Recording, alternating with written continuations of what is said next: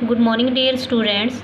हिंदी में हम पाठ 3 कर रहे हैं। भाग 2 हमने कर लिए हैं। आज हम भाग 3 करेंगे। 4 बजे यकायक होता अचानक श्यामा की नींद खुली, किवाड़ खुले हुए थे। वह दौड़ी हुई कार्निस के पास आई और ऊपर की तरफ ताकने लगी।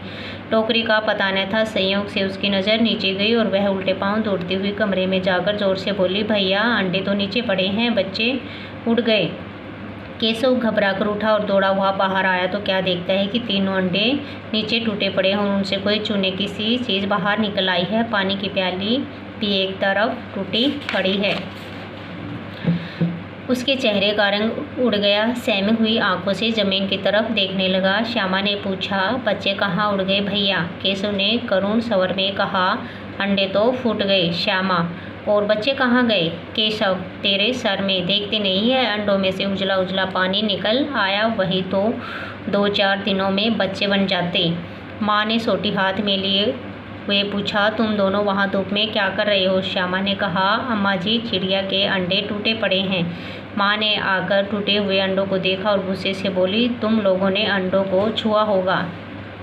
अब तो श्यामा को भैया पर जरा भी तरस न आया। उसी ने शायद अंडों को इस तरह रख दिया कि वह नीचे गिर पड़े।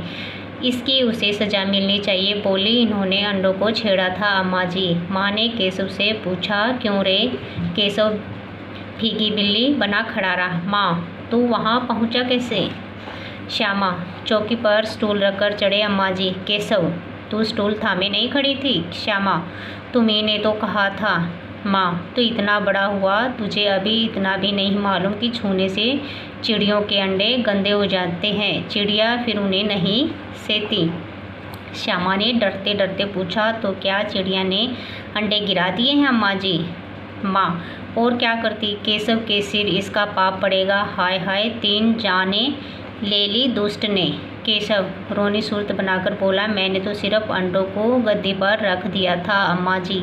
माँ को हंसी आ गई, मगर केशव को कई दिनों तक अपनी गलती पर अफसोस होता रहा।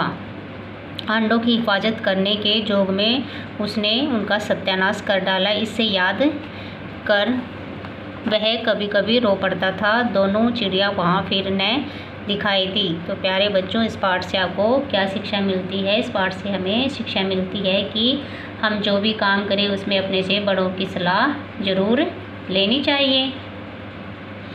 तो ये पाठ आपको अच्छे से पढ़ना है और इसको समझना है, साथ में इसके प्रश्न उत्तर भी करने हैं। Thank you.